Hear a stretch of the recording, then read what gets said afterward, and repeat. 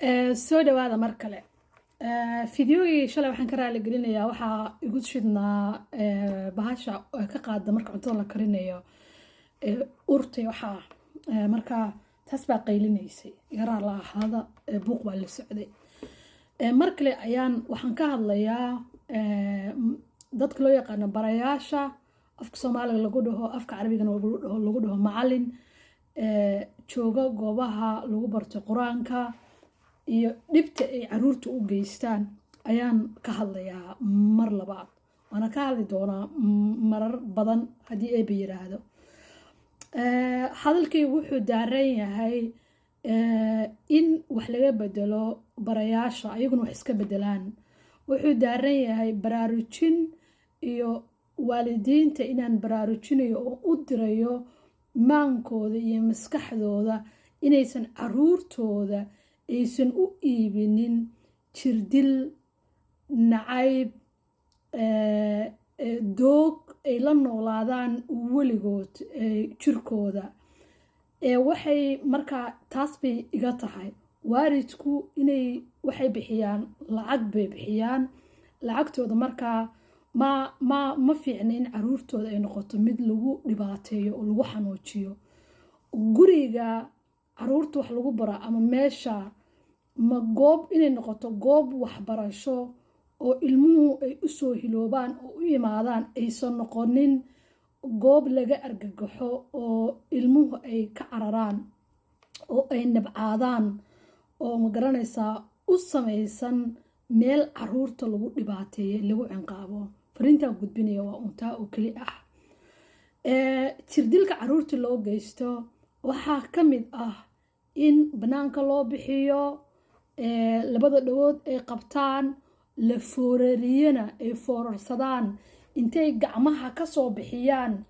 lowyaha hoostooda oo ay dhagaha qabtaan muddo dheer madax inuu laalaadsanaado oo markaa ay dhididaan ay neefta ku dhagto ay dhabar ku xanuuno ay ilmadu iska da'do oo ciridana ay joogaan waa cinqaab aad iyo aad iyo aad u xun oo maskaxiyan jir ahaan dareen ahaan aad u xun ilmo yar lagu sameeyo waxyaabaha ilmaha lagu sameeyo oo jirdilka taasaa kow ka ah taasaa ka mid ah waxaa ka mid ah in ilmaha usha lagu garaacayo loo diro oo uu banaanka ka soo guro asagoo caruurtu ay soo guraan oo macallinka u keenaan macallinkuna uu garaaco ayagoon waxba ayagoon samayn uu iska dilaaba waxyaabaha ilmaha lagu garaaca waxaa ka mid ah fiilooyin aan marna isbedelayn oo meeshii lagu dhuftaba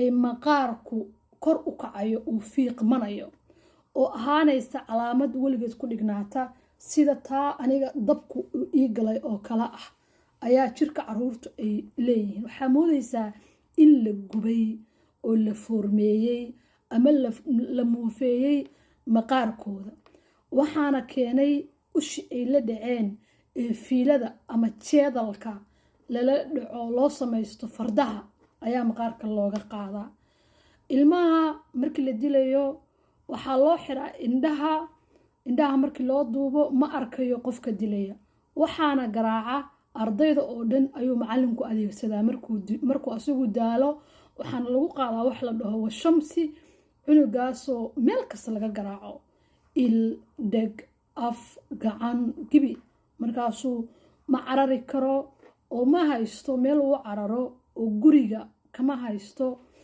waalid uu cararo waalid uu cabto waalidiintu raalli ayay ka yihiin oo waxay waalidiintu aaminsan yihiin in quraanka in la barto lagu dilo inay wax caadi tahay oo wax normaal tahay taana ma aha wax normaal ah caruurta ayagoon la dilin ayaa quraanka la bari karaa quraanku wuu adag yahay wuxuuna yahay afka Carabiga ayaa lagu bartaa af Soomaali laguma barto ma ahan afkeena hooyo aad buu adag yahay wuxuu u baahan yahay waqti in caruurta la siiyo ay ku bartaan midda kale caruurta waxaa lagu qasbaa inay quraanka dhammeeyaan taana waajibaad ma ahan diintana meel laguma soo aroorin laakiin waalidku waxay aad u jecel yihiin in ilmuhu quraanka dhammeeyo waliba 3 jeer uu ku noqdo oo uu dhammeeyo.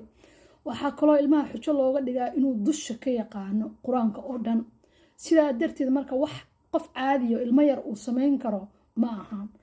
marka waxaa la sameeyaa markii laakiin qofka la jir dilo oo la dhibaateeyo ilmaha yarka ah waxay noqotaa inay bartaan si ay uga badbaadaan jirdilka. waxyaabaha jirdilka oo loo geysto waxaa ka mid a in bahalo yaryar oo jiric la dhaho oo ilmaha cunaya loo geliya dharka cunuga.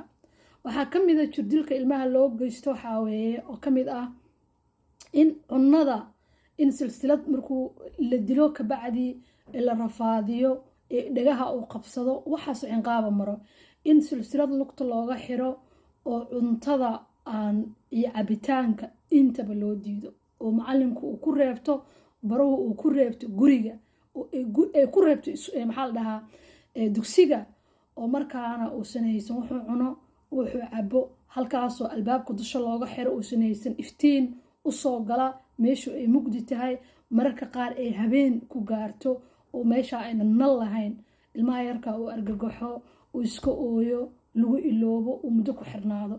musqul ma aadi karo oo ma soo gudan karo kaadida iyo ma garanaysaa ma soo kaadshi karo mana soo gudan karo xaajada hadduu saxaro ay qabto wuxuu saacado badan ayuu ku xirnaadaa. mararka qaarkood wuxuu dhahaa meeshu ku xirnaanayaa markuu maalmo badan xirnaado sii dhimanaya ayaa waxaa loo keenaa cunno yar iyo cabitaan. dugsiga qur-aanka waa meel lagu bahdilo caruurta jiilka yaryar ee soo koraya ee mustaqbalka haysta. waa meel lagu bahdilo, waa meel dadnimada looga qaado, waa meel lagu cabsigeliyo, waa meel lagu argagaxgeliyo, waa meel ay wiilasha iyo gabdhahaba ay ku noqdaan kuwo fuleeye ah sas qaba ayaga dhanba naxsanba oo ka baqa. waa meel aan hadalku uu ka tago oo qofka uuna lahayn inuu istifaaco oo hadli karo wax dhihi karo oo ummadeen dadkeena badanka ma lahan inay wax ay caruurta qabaan ay sheegaan. haddii kursi loo geysto haddii ma sheegi karo hadalka laisku celiyo moogtahay. waayo markuu qur-aan markuu gafaba baa u lagu aamusiyaa. aamusintii ayaa waxay keentay hiqduu dhahayay inuu isku xiri kara hadalka. inta badan markaa aragno mararka qaar dadku way caytamaan may hadli karaan aad bay u caytamaan. ayadana waxaa keena qofku inuuna lahayn hadal uu isku difaaco oo isku xirxiri karo oo saa iyo saa iyo saa iyo saa iyo saa u dhihi kareen dhibkaa iyo dhibkaa iyo dhibkaasaan qabaa. marka waa inuu qofka caytamaa oo ma haysto awood kale hadal kalena ma yaqaano waa laga suuliyey. hadalkii wuxuu daaran yahay waalidka macallinku xaq uma laha inuu caruurta dilo. lacag baa siisaan waxaad u sheegtaan inuu ilmaha idinka dilin. macallimiintu caruurta inaad dishaan xaq uma lihidin. waxaa loo keenay inaad wax bartaan. qofku hadduu ka bixi waayo oo qur-aanka uu garan waayo waa inuu gurigiisa u dirtaan idinkoon dilinin. inaad isbedel samaysaan ayaan idinka codsanayaa cod dheer. inaad ilmaha yarka mayeeraanka oo masaakiinta aad u naxariisataan oo qarashka aad ku qaadataan shaqo ayay idiin tahay. sadaqo kuma bartaan lacag baa ku qaadataan. halkii ardayba lacag dollar ayaa ka qaadataan. berigii horena xoolaad ka qaadan jirteen waxaa laydin siin jira ari ama geel markay qur-aanka dhammeeyaan. ilmaha dilka ka daaya. hadalkaygu kaasuu daaran yahay. waxaan ka xumahay in ilaa maanta oo 2025 aan ku jirno 5 in caruurta weli la dilo oo aan laga soo saarin. wadanku ma lahan sharci dowlad adag waxaa kama jiraan. laakiin waalid kasta aabba kasta iyo hooyo kasta iyo walaal kasta inuu ilmihiisa difaaco ayuu mudan yahay. ilmahaaga waxbarashada u jiraysid aabe iyo hooyo ha ku iibsanina lacagtiina ilmihiina in la bahdilo. ilmihiina waxa bartaan idinkoo jecel. dilka ka daaya caruurta. waxaad arki doontaan dad isdifaaci kara geesiyaal ah wanaagsan. waa mahadsantiin anigoo ka hadhayna.